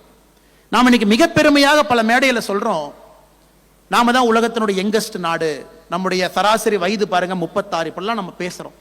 ஆனா சாதாரணமா ஒரு வண்டியை கரெக்டான இடத்துல கரெக்டா ஓட்டிட்டு போகணும், டிராபிக் ரூல்ஸை மதிக்கணும், எங்க வண்டியை ஸ்லோ பண்ணணும், ஸ்பீட் லிமிட்டை தாண்டக்கூடாது, வண்டி மெயின்டெனன்ஸ் பக்காவா வச்சிருக்கணும், லாரி ஓட்டுறவங்க 8 மணி நேரத்துக்கு மேல ஓட்டக்கூடாது, பஸ் டிரைவர்ஸ் கரெக்டா ஓட்டணும், கவர்மெண்ட் டிரான்ஸ்போர்ட் பஸ்ஸஸ் அடிக்கடி இப்போ ஆக்சிடென்ட் ஆகிட்டு இருக்கு, மெயின்டெனன்ஸ் சரியா பார்த்து வைக்கணும். 4 நாளைக்கு முன்னாடி ஒரு பஸ் போகுது, டயர் வெடிக்குது, அந்த பஸ் இங்கிருந்து அப்படியே தாண்டி அந்த பக்கம் போகுது, ஆப்போசிட்ல வந்து கார்ல போய் அடிக்கிறாங்க, 9 பேர் இறக்குறாங்க 4 நாட்களுக்கு முன்பு சிவகங்கை பகுதியில். இதையெல்லாம் பார்க்கும் பொழுது அடிப்படையில் நம்ம கிட்ட தலைமை பண்பு எங்க? வேர் இஸ் அவர் லீடர்ஷிப் குவாலிட்டி? லீடர்ஷிப் குவாலிட்டினா பெரிய பெரிய விஷயத்தை மட்டும் தான் பேசுறோம். ஒரு வண்டி ஓட்டுறவங்களுக்கு காமன் சென்ஸ், டிரைவ் பண்றவங்களுக்கு காமன் சென்ஸ். ஒரு அரசு ஓட்டுநர் அவருடைய கடமை, அரசாங்க வருமானம் பெறவர், பிரவுன் ட்ரெஸ் போட்டிருக்கிறாங்க, வண்டியில் உட்காரும் பொழுது மெயின்டெனன்ஸ் சரியா இருக்கா, வண்டி கரெக்டா இருக்கா, இல்ல நான் ஓட்ட மாட்டேன், இந்த வண்டி மெயின்டெனன்ஸ்ல நான் ஓட்ட மாட்டேன், டயர் நீ மாத்தி 4 வருஷம் ஆகுது, டயர் சரியில்லை, ஓட்ட மாட்டேன் சொல்லக்கூடிய தலைமை பண்பு. இன்னைக்கு நம்முடைய லீடர்ஷிப் என்பது அடிப்படையில் எதிர்பார்க்கிறோம். At the grass roots level India needs லீடர்ஷிப்ங்க. India doesn't need leadership at the top level. Prime minister போதும், ஒரு பிரைம் மினிஸ்டர் நமக்கு போதுங்க, இத்தனை பிசினஸ் மேன் போதும். அடிப்படையில் நமக்கு லீடர்ஷிப் இல்லை. அது அடிப்படையில் லீடர்ஷிப் இல்லாதனால தவறு செய்யாதவங்க எல்லாம் இன்னைக்கு சாவறாங்க. காலையில வீட்டுல குழந்தைகளுக்கு பை பை காமிச்சிட்டு டாடா காமிச்சிட்டு நான் போயிட்டு அப்பா எனக்கு இன்னைக்கு சாக்லேட்டோ ஸ்வீட்டோ வாங்கிட்டு வருவாங்கன்னு குழந்தை நின்று கொண்டிருக்கின்றார்கள். இன்னைக்கு 460 பேர் வீட்டுக்கு இன்னைக்கு போக மாட்டாங்க. உலகத்துல இவ்வளவு பெரிய நாடு இருக்கிறோம், வளமையான நாடு, 5000 ஆண்டுகள் பழமையான நாடுன்னு சொல்றோம். ஆனா ஸ்டூபிட் ரோட் டிராபிக் ஆக்சிடென்ட்ல சாகிறோம். வேர்ல்ட்ஸ் நம்பர் 1 இருக்கும். பாருங்க, இதெல்லாம் தான் நமக்கு ரொம்ப முக்கியம் சார். இங்க தான் லீடர்ஷிப். கீழே அந்த அந்த அந்த ஒரு சின்ன வேலையை செய்யும் போது அதுல ஒரு பொறுப்புணர்வு. அந்த குழந்தைக்கு வந்து நம்ம மெதுவா போகணும், டிராபிக்கை மதிக்கணும். அந்த கிரீன்ல இருந்து எல்லோக்கு மாறும்போது அப்படி 4th கியரை போட்டு ஆக்சலரேட் பண்ணி அந்த ரெட் வர்றதுக்குள்ள தப்பிச்சு போயிடலாம். போன வருஷம் இதுல மட்டுமே 9000 பேர் இறந்தாங்க. Institute of road management traffic study சொல்லுது, இந்த டிராபிக் சிக்னல் சேஞ்சில் மட்டுமே போன வருஷம் 9000 பேர் இந்தியாவில் இறந்தாங்க. 9000 பீப்புள். அப்ப எல்லோ வந்துருச்சு, ரெட் வர்றதுக்கு மேலே ஒரு தளர்த்திட்டோம்னா போயிடலாம் அப்படின்னு. ஸோ இதை எல்லாம் அடிப்படையில் ஒரு மனிதனாக எப்படி வாழணும், இயற்கையோடு எப்படி ஒன்றி வாழணும், எப்படி அடுத்தவர்களுக்கு ஒரு மரியாதை கொடுக்கணும். ஜாதி கலவரம் இன்னைக்கு நடக்குது. 5000 ஆண்டு பழமையான ஒரு நாடு. உலகத்துல எந்த மதங்கள் உருவாவதற்கு முன்பே இந்து மதம் இருக்கு. இன்னும் ஜாதிக்கு சண்டை. நேற்று முன்தினம் டிசம்பர் 25 குழந்தைகள் கிறிஸ்மஸ் கொண்டாடுறாங்க. அதை போய் 4 பேர் தேவையில்லாம அதை போய் அந்த குழந்தைங்க கிறிஸ்மஸ் கரோல வர்றவங்களை போய் தொந்தரவு பண்றாங்க. அதை போய் 2 கிறிஸ்மஸ் ஸ்டாரை போய் உடைக்கிறாங்க. அதெல்லாம் எப்படி ஏத்துக்க முடியுங்க? இவ்வளவு பெரிய நாடுன்னு சொல்றோம், இவ்வளவு பழமையான நாடுன்னு சொல்றோம், 5000 ஆண்டு இலக்கணம் சொல்றோம், இன்னும் இந்த மாதிரி மனிதர்கள் வாழ்ந்து கொண்டிருக்கின்றார்கள். அப்ப அடிப்படையில் நம்முடைய கல்வியை ஃபிக்ஸ் பண்ணணும். இந்த பெரிய பெரிய மேனேஜ்மெண்ட் ஸ்கூலுக்கு குழந்தைங்க போறதை விட பேசிக் மாரல் சயின்ஸை ஸ்கூல்ல சொல்லி கொடுக்கணும். பேசிக் மாரல் சயின்ஸ். நீ MBA எல்லாம் படிக்க வேண்டாம், XLRI போக வேண்டாம், IIM போக வேண்டாம், நீ ஹார்வர்டு போக வேண்டாம். ஸ்கூல்ல மாரல் சயின்ஸ் கிளாஸ் ஒழுக்கமா படி. அதுக்கு டெஸ்ட் வச்சு பாஸ் ஆஃப் ஃபெயிலான்னு பார்க்கணும். இது இன்னைக்கு என்னை பொறுத்தவரை மிக முக்கியமான இது. அடுத்து நம்ம வெற்றி வெற்றி வெற்றி லீடர்ஷிப்னா வெற்றி வெற்றின்னு பார்த்துக்கிறோம். இன்னைக்கு குழந்தைங்களுக்குலாம் ஒரு சின்ன உதாரணம் சொல்றேன். ரோஜர் ஃபெடரர் உங்களுக்கு தெரியும், டென்னிஸ் பிளேயர். சமீபத்தில் அமெரிக்காவில் ஒரு பல்கலைக்கழகத்தில் கமென்ஸ்மெண்ட் ஸ்பீச் பேசும்பொழுது அந்த ஸ்பீச் கேட்பதற்கு ஒரு வாய்ப்பு. அப்போ ரோஜர் ஃபெடரர் சொல்றாரு, அந்த குழந்தைகிட்ட கேட்டார், எத்தனை மேட்ச் விளையாண்டுருக்க தெரியுமா அப்படின்னு. கிரேட்டஸ்ட் டென்னிஸ் பிளேயர், பெரிய ஒரு ஆளுமை. அவர் சொன்னார், இன்னைக்கு நான் 1526 டென்னிஸ் மேட்ச் நான் வாழ்க்கையில் விளையாண்டுருக்கேன். நான் எத்தனை மேட்ச் ஜெயிச்சிருப்பேன்னு சொல்லுங்க அப்படின்னு. சார் நீங்க தான் நம்பர் 1 பிளேயர், மிகப்பெரிய டென்னிஸ் பிளேயர் சார், நீங்க நிறைய ஜெயிச்சிருப்பீங்க. ரோஜர் ஃபெடரர் சொன்னார், உண்மைதான், நான் இன்னைக்கு 82% நான் விளையாண்டதை ஜெயிச்சிருக்கேன். அப்படின்னா 1526 மேட்ச்ல 1251 மேட்ச் நான் ஜெயிச்சிட்டேன். அப்படின்னா 82% வின் ரேஷியோ. அடுத்து ஃபெடரர் சொன்னது ஆச்சரியம், எத்தனை பாயிண்ட் நான் ஜெயிச்சிருப்பேன்னு சொல்லுங்க அப்படின்னா. இப்போ டென்னிஸ்லாம் நமக்கு தெரியும், சர்வ் போடுவாங்க 15, 30, 40, அப்புறம் அட்வான்டேஜ், அப்புறம் அது பாயிண்டா வரும். எத்தனை பாயிண்ட் ஜெயிச்சிருப்பேன்னு சொல்லுங்க அப்படி. எல்லாருமே சார் 82% மேட்ச் ஜெயிச்சிருக்கீங்கன்னா 82% பாயிண்ட் ஜெயிச்சிருப்பீங்க. ரோஜர் ஃபெடரர் சொன்னாரு, நான் மொத்தமா லைஃப்ல டோட்டல் பாயிண்ட் ஜெயிச்சதே 54% தான். only 54% points have won, 46% points have lost. அப்படின்னா ஒரு டைம் சர்வ் போடும்போது ஒரு பாயிண்ட். நீங்க 4 பாயிண்ட் எடுத்தா தான் அந்த மேட்ச் உங்களுக்கு வரும், அந்த கேம் வரும். அதுக்கப்புறம் 6 கேம் எடுத்தா தான் அந்த செட் வரும், 3 செட் எடுத்தா தான் மேட்ச் உங்களுக்கு வரும். ஸோ ஒன்னொன்னு ஒரு பாயிண்ட். அந்த மொத்த பாயிண்ட்ல ரோஜர் ஃபெடரர் ஜெயிச்சதே 54% தான். So the greatest tennis player in the world, அவரே வாழ்க்கையில ஜெயிச்சது 54% பாயிண்ட் தான். அப்ப நம்ம குழந்தைகளுக்கு இன்னைக்கு ஆர்டிபிஷியலா அந்த விக்டரி விக்டரி விக்டரின்னு சொல்லி கொடுக்கறனால ஒரு சின்ன தோல்வி வந்தாலும் தோன்றுறாங்க. IIT மெட்ராஸ்ல சூசைட் பண்றாங்க. பாருங்க, சூசைட் எங்க பண்றாங்கன்னா IIT மெட்ராஸ்ல பண்றாங்க. ஒரு டஃபஸ்ட் காம்படிட்டிவ் எக்ஸாம் கிராக் பண்றாங்க, IIT JEE கிராக் பண்றாங்க, IIT மெட்ராஸ் வர்றாங்க, இங்க வந்து தூக்கு போட்டு சாகுறோம். கோட்டா ராஜஸ்தான்ல ஒரு ஆண்டு பேப்பரை படிக்கிறோம். நூற்றுக்கணக்கான குழந்தைகள் கோட்டா ராஜஸ்தான்ல IITக்கு ப்ரிப்பேர் பண்ற குழந்தைகள் இருக்கிறாங்க. அப்ப நம்ம குழந்தைகளுக்கு அடிப்படை லீடர்ஷிப் என்பது லாஸ் இஸ் அக்செப்டபிள் அப்படிங்கறத நம்ம சொல்லி கொடுக்கணும். Loss is okay, it's okay. Victory இருக்கும், தோல்வி இருக்கும், ரெண்டுமே ஈவென்ட் தான். Victory is also an event, losing is also an event. அந்த ரெண்டு ஈவென்ட்ல என்ன கத்துக்கிறீங்க அப்படிங்கறத லீடர்ஷிப்போ தவிர ஜெயிக்கிறது லீடர்ஷிப் இல்ல அப்படின்னு நம்ம குழந்தைக்கு சொல்லி கொடுக்கணும். இன்னும் இந்த கால குழந்தைகளுக்கு, குறிப்பாக இந்த இளைஞர்களுக்கு, ஜென்சிக்கு இது ரொம்ப முக்கியமான ஒரு விஷயம். அவர்களுக்கு victory and defeat both are events. Look at it as an opportunity to learn. If you win, fantastic. ஏன்னா நான் ஆரம்பத்திலே சொன்னது போல என்னுடைய வாழ்க்கை என்பது 60 ஆண்டுகளுக்கு மேல 20% பார்க்கின்சன்ஸ் வருவதற்கான ப்ராபபிலிட்டி, 80 ஆண்டுகளுக்கு மேல 40% பார்க்கின்சன்ஸ் வருவதற்கான ப்ராபபிலிட்டி. அப்பா அம்மா 2 பேத்துக்குமே பிபி இருக்குன்னா 25% எனக்கு பிபி வரும். அப்பா அம்மா 2 பேத்துக்குமே சுகர் இருக்குன்னா 90% எனக்கு சுகர் வரும். அவ்வளவுதான், ஜெனடிக் லாட்டரி. பிறந்தது, எனக்கு இருக்கக்கூடிய ஜீன், என் உடம்புல இருக்கக்கூடிய அமைப்பு, அதுதான் லைஃப்ல பல இடத்துல என்னுடைய லாஞ்சிவிட்டி ஆஃப் லைஃபை தீர்மானிக்கிறதோ தவிர நான் சாப்பிடக்கூடிய உணவு தீர்மானிக்கும். அப்ப அந்த குழந்தை என்னாவும் கண்ணு கருத்துமா, ஓகே இருக்கிற வாழ்க்கையை நாம பக்குவப்பட்டு வாழும், இருக்கிற வாழ்க்கையில யாரும் தொந்தரவு கொடுக்க வேண்டாம். ஒரு என்லைட்டண்டாக நம்ம வாழ்க்கையை வாழுவோம், 4 பேருக்கு நல்லது பண்ணும். ஸோ தேர்ட் பாயிண்ட், குறிப்பாக இந்த லீடர்ஷிப்பை பொறுத்த வரைக்கும் குழந்தைகளுக்கு வெற்றி தோல்வி ரெண்டையுமே பழக்கப்படுத்தணும், அறிமுகப்படுத்தணும்.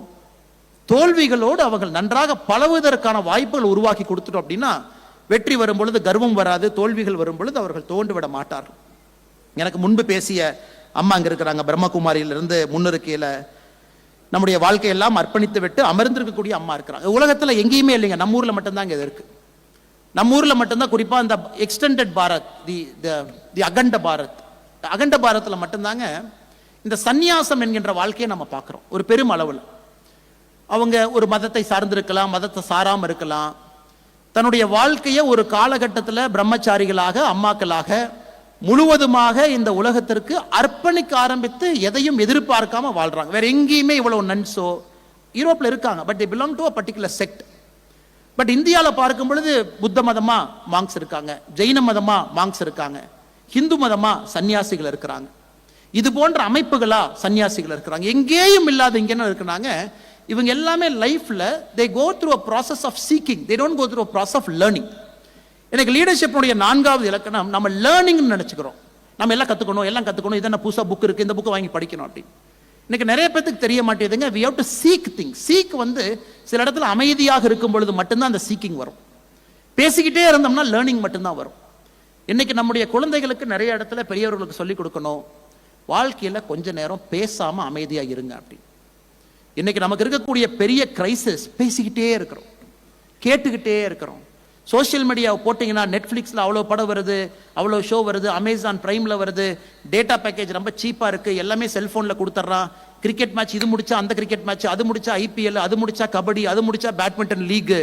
இன்னைக்கு நம்மளைய சுற்றி இறைச்சல் ரொம்ப அதிகமாக இருக்குதுங்க. எங்கேயுமே இறைச்சல், எங்கேயுமே அமைதியாக ஒரு அரை மணி நேரம் நம்மளால உட்கார முடியல. இறைச்சலுக்குள்ளேயே நம்முடைய வாழ்க்கை இருக்கும் பொழுது எப்படி உள்ளே நாம் பார்க்கக்கூடிய வாய்ப்பு நமக்கு கிடைக்குங்க? ஒரு தியானம் நம்ம சொல்றோம், தியானம் பண்றதுக்கான சூழ்நிலையே நமக்கு இல்லை. ஒரு 30 நிமிஷம் 45 நிமிஷம் சத்தமே இல்லாம கண்ணை மூடி அமைதியா உட்காரலாமா அப்படிங்கிறது நம்முடைய வாழ்க்கையில பல பேருக்கு அந்த வாய்ப்பே இல்லை. ஏன்னா இறைச்சலுக்கு நடுவே நம்முடைய வாழ்க்கை நடந்து கொண்டிருக்கிறது. TV, noise, cellphone, calls, WhatsApp. இன்னைக்கு எவ்வளவு போன் பேசுறாங்க. நம்ம மாதிரி யாருமே போன் பேச மாட்டாங்க. ஐரோப்பிய நாடுகள் போய் நம்ம யாருக்காச்சும் ஃபோன் பண்ணா கோவப்படுறாங்க, எதுக்கு ஃபோன் பண்றீங்க, மெசேஜ் பண்ணுங்க அப்படின்னு. ஏன்னா அவங்க ஓன் டைம்ல தான் அவங்க ரிப்ளை பண்ணுவாங்க. அது வாட்ஸ்அப் வந்த பிறகு மக்கள் என்ன எதிர்பார்க்கிறாங்கன்னா, அவங்க வாட்ஸ்அப்ல மெசேஜ் போட்டா உடனே ரிப்ளை பண்ண வேண்டியது நம்முடைய கடமை என்று நினைக்கின்றார்கள். வாட்ஸ்அப் வந்தது அவன் கண்டுபிடிச்சவனே, அவன் ஜிம்முக்கு போகும்போது அந்த வாட்ஸ்அப் கண்டுபிடிச்சவனுக்கு கால் வருது, மிஸ் ஆகுது, அதுக்காக இந்த வாட்ஸ்அப்னு ஆப்பை கண்டுபிடிச்சான். இந்த மெசேஜை போட்டு விட்டுருங்க, ஃப்ரீயா இருக்கும்போது பார்த்து ரிப்ளை பண்றேன். இன்னைக்கு ஒன்றுமே நம் வாழ்க்கையை வேகப்படுத்துவதை தவிர எதுவுமே நம்முடைய வாழ்க்கையை எதுவுமே ஸ்லோ பண்ணலைங்க. ஃபேஸ் டைம், சிக்னல், நீங்களே யோசிச்சு பாருங்க, வாட்ஸ்அப், எத்தனை விஷயங்கள். அதனால நம்ம வாழ்க்கை எப்பவுமே மொபைல் ஃபோன் கனெக்டட், யார் ஃபோன் பண்ணாலும் ஃபோன் எடுக்கிறோம். ஸோ இவ்வளவு தூரம் நம்ம கனெக்டடாக இருக்கும் பொழுது நம்முடைய பிரெயினுக்கு எப்பத்தான் அமைதி கிடைக்க போகுது, எப்பத்தான் 45 நிமிடங்கள் ஒரு தியானம் நமக்கு கிடைக்க போகுது. தலைமை பண்புனுடைய அடிப்படை என்பது உள்ளே பார்ப்பது. நிறைய பேர் நினைச்சுக்கிறோம் வெளியே பார்ப்பது தான் தலைமை பண்புன்னு நினைச்சுக்கிறாங்க. என்னை பொறுத்தவரை தலைமை பண்பு என்பது உள்ளே பார்ப்பது, சீக்கிங், நாட் லேர்னிங். இன்னைக்கு இவர்களுக்கெல்லாம் பெரிய வாய்ப்பு. பிரம்மகுமாரியிலிருந்து எல்லாருமே இதை ஒரு மிஷனா, ஒரு இயக்கமாக செஞ்சுக்கிட்டு இருக்கிறாங்க. பல இடத்துல நமக்கு சொல்லிக் கொடுக்குறாங்க, டெக்னிக் சொல்லிக் கொடுக்குறாங்க, கிரியா சொல்லிக் கொடுக்குறாங்க, இதெல்லாம் கற்றுக்கங்கிறாங்க. அப்போ உங்கள் வாழ்க்கை இன்னும் பீஸ்ஃபுல்லாக இருக்கும், இன்னும் நீங்கள் சிறப்பாக வரலாம், இன்னும் பெரிய ஆட்களாக வரலாம் அப்படின்னு. அதனால் நம்முடைய குழந்தைகளுக்கு குறிப்பாக 35 வயதுக்கு கீழே இருக்கிறவங்க, ஏன்னா 35 வயசுக்கு மேலே ஹேபிட்டை மாற்றுறது கஷ்டங்க. காலையில் எந்திரிச்சோன்னே ஃபஸ்ட்டு எதை பார்க்குறோமோ இல்லையோ, ஃபோனை ஓப்பன் பண்ணுறோம், வாட்ஸ்அப்பை ஓப்பன் பண்ணுறோம், மெசேஜ் வந்திருக்கான்னு பார்க்குறோம். அது மெசேஜ் வந்திருக்கோ மெசேஜ் வரலையோ, அதை காலையில் அந்த வேலையை செஞ்சுட்டு தான் நம்ம அடுத்த வேலையை பார்க்குறோம். எல்லாமே we are so connected to technology. Technology இல்லாமல் நம்ம யாருமே இல்லை. காரில் ஏறி உட்காருங்க, கூகுள் மேப் ஆஃப் பண்ணிட்டோம்னா எப்படி போகிறதுன்னு யாருக்கு, எனக்கும் தெரியாது, உங்களுக்கும் தெரியாது, யாருக்குமே எனக்கு தெரியாது. வீட்டிலிருந்து ஆஃபீஸ் போகிறதுக்கு இன்னைக்கு கூகுள் மேப், டெய்லி கூகுள் மேப்பை போடுறோம். ஆனால் 4வது நான் அவங்க முன்னால் வைக்கக்கூடிய கருத்து என்பது, தலைமை பண்புனுடைய அடிப்படை என்பது சீக்கிங், நாட் லேர்னிங்.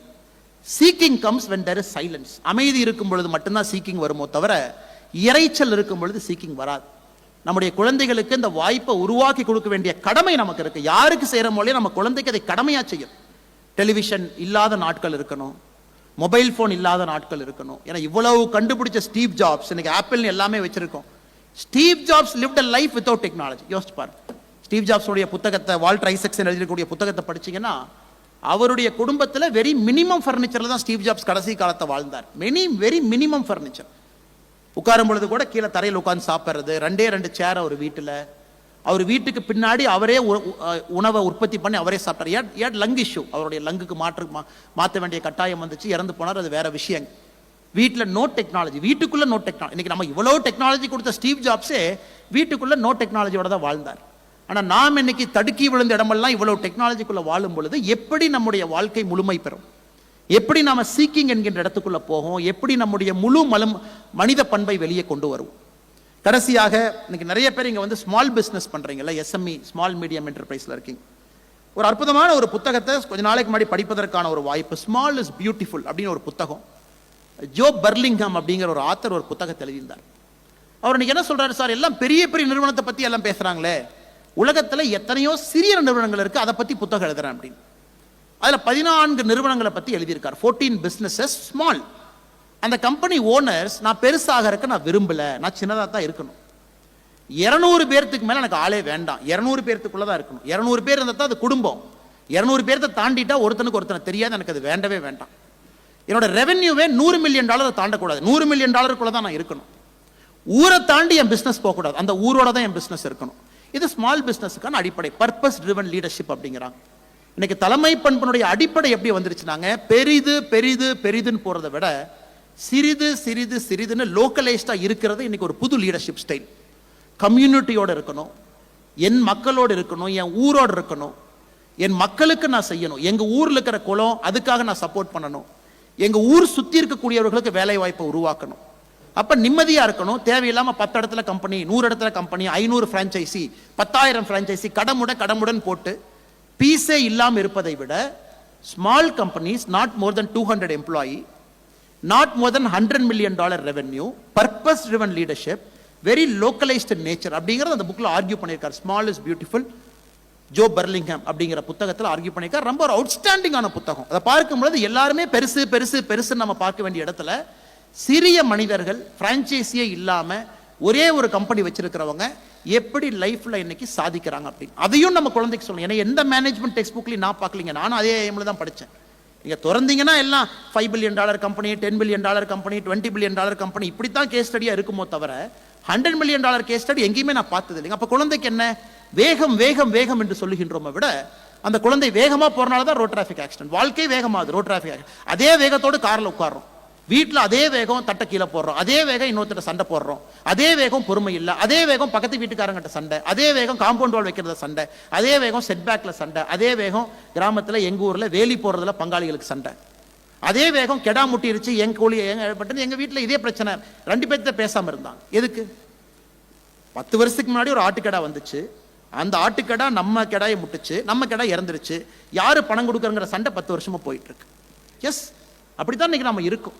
இது எல்லாம் பார்க்க வேண்டிய கட்டாயம் நமக்கு இருக்கு. வாழக்கூடிய அந்த வாழ்க்கையை அர்த்தபூர்ணமாக ஸ்மால் இஸ் பெட்டர் அப்படிங்கிற மைண்ட் செட்டுக்கு வரணும், லோக்கலைஸ்டா வரணுங்க, கம்யூனிட்டி ட்ரிவன் லீடர்ஷிப்க்கு வரணும், பர்பஸ் ட்ரிவன் லீடர்ஷிப்க்கு வரணும், சீக்கிங் போகணும் லேர்னிங்ல இருந்து. இதையெல்லாம் செய்ய ஆரம்பிக்கும் பொழுது ஒரு பெரிய அம்பானி வேண்டும் என்று சொல்வதை விட 1000 குட்டி அம்பானிகள் வேண்டும். அந்தந்த ஊர்ல, அந்தந்த கிராமத்துல, அந்தந்த நகரத்துல, அந்தந்த கம்யூனிட்டியில, ராசிபுரத்துல, நாமக்கல்ல, சேலத்துல, விழுப்புரத்துல, கள்ளக்குறிச்சியில, ஹொசூர்ல, எல்லாமே இன்டர் கனெக்டட். ஒருத்தருக்கு ஒருத்தர் தெரியணும். ஒரு கம்பெனியில் இருக்கக்கூடிய 200 எம்ப்ளாய்க்கும் 200 எம்ப்ளாயி தெரியணும். குடும்பத்துல பிரச்சனை எம்டிக்கு தெரியணும். எம்டி வந்து சேர்ல உட்காரும் போதே 200 எம்ப்ளாயி அவங்க பிரச்சனை என்ன, குடும்பத்தில் என்ன பிரச்சனை, அவங்க யார் அப்படிங்கறத ஒரு எம்டிக்கு தெரியற வரைக்கும் கம்பெனி கண்ட்ரோல்ல இருக்கும். யாரோ வர்றாங்க, 6 மாசம் இருந்தாங்க, கிளம்புனாங்க, டேர்ன் ஓவர் வெரி ஹை, யாரு வர்றாங்க போறாங்கன்னே தெரியாது, சம்பளத்துக்கு இருக்கிறாங்க அப்படிங்கிற எண்ணம் வந்து விட்டாலே அந்த கம்பெனி என்ன பர்பஸ்க்காக அந்த கம்பெனி இருக்குதுங்க, யாருக்காக அந்த கம்பெனி இருக்கு? இயற்கை வளத்தை சுரண்டி இன்னைக்கு 1.5 டிகிரி குளோபல் வார்மிங் நம்ம சொல்றோம். உலகத்தினுடைய இன்னைக்கு வெப்பம் என்பது 1.5 டிகிரி ப்ரீ 1900, 1900 கம்பேர் பண்ணும்போது 2025 125 ஆண்டுகள் கழித்து 1.5 டிகிரி வெப்பம். இன்னைக்கு நீங்க டூர்லாம் போய் பாருங்க, லட்சதீப்ல போய் பாருங்க, நெக்ஸ்ட் டைம் நம்முடைய பகுதி கோரல் எப்படி செத்து போச்சுன்னு போய் பாருங்க. அவ்வளவு அருமையான ஒரு ஊரு. எனக்கு 80% கோரல் செத்து போச்சு, 80% கோரல் செத்து போச்சு. நிறைய பேர் பார்க்குறோம், ஓ வெரி பியூட்டிஃபுல் பீச்னு சொல்றோம், white colour beach, Maldives white colour. White கலர்னாவே செத்து போன கோரலுங்க. இந்த white colour beach is not beautiful. Coral செத்து போனால் அது ஒயிட்டாக மாறும், ஒயிட் சாண்டாக மாறும். அந்த ஒயிட் சாண்டு எங்கேயெல்லாம் நிறைய இருக்கோ அங்கெல்லாம் உயிர்கள் இல்லை என்ற அர்த்தம். இன்னைக்கு மால்டீவ்ஸில் அந்த இன்ஸ்டாகிராமில் எடுத்து அப்படி போடுவாங்க.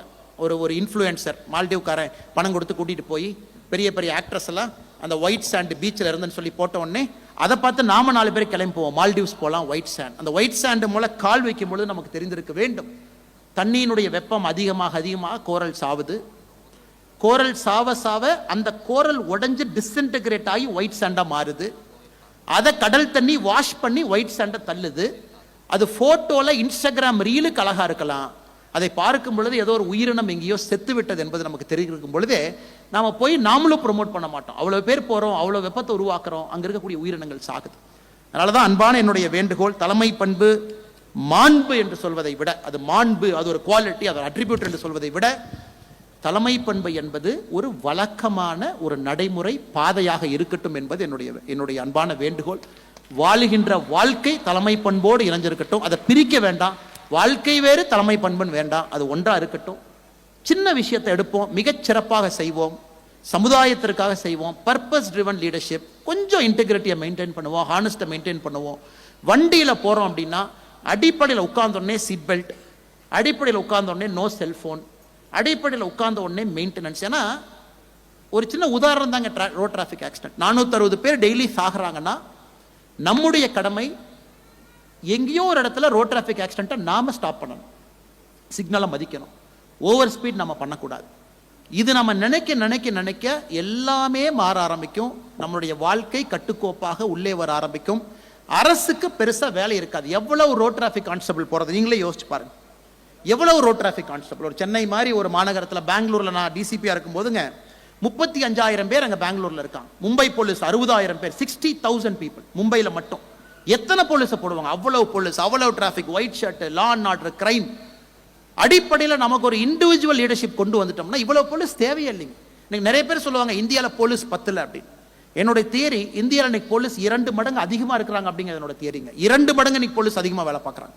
சின்ன சின்ன விஷயத்துக்கெல்லாம் இன்னைக்கு போலீஸ் வரணும், லவுட் ஸ்பீக்கர் மியூசிக் போலீஸ் வரணும், சின்ன சின்ன சண்டைக்கு போலீஸ் வரணும், ரோட் டிராஃபிக் ஆக்சிடென்ட் இங்க எப்படி அவங்களும் நிறுத்துவாங்க யாருமே கேட்காதப்ப. அதனால் கொஞ்சம் நம்ம யோசிப்போம், கொஞ்சம் சீக் பண்ணுவோம். லேர்னிங் இருக்கட்டும், பட் சீக்கிங் மோர். கொஞ்சம் இரைச்சல் இருந்து அமைதியான ஒரு வாழ்க்கையை வார ஆரம்பிப்போம். இந்த பெரிய பெரிய விஷயங்களை படிப்பதை விட அது வெஸ்டர்ன் லிட்ரேச்சர், ஒரு காரணத்திற்காக நம் மீது திணிக்கப்படுகிறது என்பதை புரிந்து கொள்வோம். ஹார்வர்ட் கேஸ் ஸ்டடி ஒரு காரணத்துக்காக திணிக்கிறாங்க, வாட்டன் கேஸ் ஸ்டடி ஒரு காரணத்துக்காக திணிக்கிறாங்க. இந்தியாவில் நேச்சுரல் லீடர்ஷிப் இருக்கக்கூடிய ஒரு சமுதாயம், இயற்கையோடு ஒன்றி வளர்ந்த ஒரு சமுதாயம். நமக்கு யாரும் தலைமை பண்பு சொல்லிக் கொடுத்து அதுக்கு 60 லட்சம் ரூபாய் பணம் கொடுக்க வேண்டிய கட்டாயம் நமக்கு இல்லை. குழந்தையை இயற்கையோடு ஒன்றி வளர்த்து கொண்டு வருவோம். நிச்சயமாக நல்ல ஒரு வாழ்க்கையை நம்முடைய குழந்தைகளுக்கு நம்மால் கொடுக்க முடியும். அதற்கான முயற்சி எடுப்போம். ரோட்டரி இங்கிருந்து ஆரம்பிக்கும். ஏன்னா இது டிஸ்டில்டு ஹியூமன் பீயிங்ஸுங்க. மற்ற டிஸ்டில்டு வாட்டர்னு சொல்லுவோம். ஒரு வண்டி ஓடுது, அந்த பேட்டரிக்கு மட்டும் டிஸ்டில்டு வாட்டர் ஊற்றணும். ஏன்னா நல்ல மற்ற வாட்டர் ஊற்றினா சால்ட் இருக்கும், அதை போய் உள்ள பண்ணிக்கும், எலக்ட்ரிசிட்டி ஜென்ரேட் ஆகாது. இது எப்படி ஒரு பேட்டரிக்கு டிஸ்டில்டு வாட்டர் இருக்கோ, நம்முடைய சமுதாயத்திற்கு டிஸ்டில்டு வாட்டர் இஸ் ரோட்டரி. சமுதாயத்தில் இருக்கக்கூடிய மனிதர்களில் அதில் பெஸ்டெல்லாம் எடுத்து அவங்க ரோட்டரியில் இருக்கிறாங்க. அதனால் நீங்க எல்லாத்துக்கும் இன்னைக்கு லீடராக இருக்கணும். எல்லாருக்கும் தலைமை பண்பை நீங்க லீட் பண்ணணும். நீங்க சின்ன சின்ன விதைகளை விதைச்சுக்கிட்டே வரணும். உங்க வீட்டில், உங்க சமுதாயத்தில், உங்களுடைய அமைப்பில், உங்க கம்பெனியில், நீங்க போற இடத்துல அந்த ரோட்டரி விதைக்க ஆரம்பிச்சாங்கன்னா அது அரசு செய்ய முடியாதெல்லாம் ரோட்டரி செஞ்சுக்கிட்டு இருக்காங்க. பல இடத்துல பேசுவாங்க, அதே தான் நானும் பேசுறேங்க. போலியோ சக்சஸ்ல இருந்து பல விஷயத்தை நம்ம எடுக்க முடியும். ஆப்பிரிக்கன் கண்ட்ரியில் ரோட்டரியினுடைய வேலைகள், நெக்ஸ்ட் ஜெனரேஷன் லீடர்ஷிப்பை உருவாக்குறது. இன்னைக்கு ரோட்டரியை பொறுத்த வரைக்கும் அவ்வளவு லீடர்ஸை, கம்யூனிட்டி லீடர்ஷிப்பை உருவாக்குறாங்க. எந்த எதிர்பார்ப்பும் இல்லாமல் ஜனநாயக முறையில் லீடர்ஷிப் மாற்றம். இன்னைக்கு கவர்னர் இப்போ பேசும்போதே பாஸ்ட் டிஸ்ட்ரிக்ட் கவர்னர், அவருக்கு மரியாதை கொடுக்குறோம். கவர்னர் எலெக்ட்னு அடுத்தவங்களுக்கு மரியாதை கொடுக்குறோம். ஸோ நம்ம ஸ்டேஜுக்கு வரும்பொழுதே 3 தலைமுறை லீடர்ஷிப் பார்க்குறோம். இன்னைக்கு பார்க்குறோம், இதுக்கு முன்னாடி இருந்தவங்களை பார்க்குறோம், அடுத்து 3 பேர்த்துக்கும் ஈக்குவல் ரெஸ்பெக்டை பார்க்குறோம். என் பதவியிலேருந்து தூக்கிட்ட, நான் மூஞ்சி இழுத்து வச்சுக்குவேன், நான் உள்ளே வரமாட்டேன் அப்படிலாம் இல்லைங்க. ரோட்டரி எவ்ரிபடி நோஸ், நான் இருப்பேன், எனக்கு அப்புறம் அடுத்து வருவாங்க, அவங்கள குரூம் பண்ணும், அதுக்கப்புறம் அடுத்து வருவாங்க. இது உலகத்தில் எந்த ஆர்கனைசேஷனில் இருக்குன்னு நீங்கள் சொல்லுங்கள். எக்ஸப்ட் ரோட்டரி, உலகத்தில் எந்த ஆர்கனைசேஷனில் இது கிடையாது. ரோட்டரியில் இது இருக்குது. அதே ஒரு மிகப்பெரிய லீடர்ஷிப். அதனால் நிச்சயமாக ரோட்டரி உங்கள்கிட்ட பெரிய பொறுப்பு இருக்குது. நம்ம ரோட்டேரியன்ஸாக நம்ம வாழ்றதை பார்த்து சாமானிய மனிதர்களும் தங்களை மாற்றிக்கொள்ள முயற்சிப்பார்கள். நீங்கள் இதை செய்ய வேண்டும் என்று வலியுறுத்தி மேடையில் இருக்கக்கூடிய எல்லா அன்பு தலைவர்களுக்கும் மறுபடியும் என்னுடைய நெஞ்சார்ந்த வாழ்த்துக்களை வணக்கங்களை தெரிவித்து, முன்னிருக்கையில் இருக்கிறவங்க நல்ல பெரிய பெரிய நல்ல மனிதர்கள்லாம் கூப்பிட்டுருக்கிறீங்க. இதை பார்க்கும் பொழுதே ரொம்ப சந்தோஷமா இருக்கு. தன்னிலை காக்க அம்மா வந்து பேசியிருக்கிறாங்க, விஜயலட்சுமி அம்மா அவங்க பேசியிருக்கிறாங்க. அடுத்து என் கேள்விக்கு என்ன பதில் அண்ணன் செந்தில்வேல் அவங்க வர்றாங்க, என் பார்வையில் வள்ளுவன் அண்ணன் சிவகுமார் அவங்க வர்றாங்க. எல்லாம் அற்புதம். அறிவுமதி அண்ணன் தேன் சுவையோடும் நாவினலி அவங்க பேச போறாங்க. இதெல்லாம் பார்க்கும் பொழுதே ரொம்ப சந்தோஷமா இருக்கு. மனம் ஒரு மந்திரம், எவ்வளவு அற்புதமான பேச்சாளர்கள். பெண்ணின் பெருமை, ஆண்டாள் பிரியதர்ஷினி அக்கா, வைரமுத்து ஐயா, கரிமும் வைரமாகும் டாபிக்ல இதை பார்க்கும் பொழுதே அவ்வளவு சிறப்பா இருக்கு. அபிராமி ராமநாதன் ஐயா வர்றாங்க. எல்லாம் வாழ்க்கையில நல்ல பக்குவப்பட்ட மேம்பட்ட மனிதர்கள்.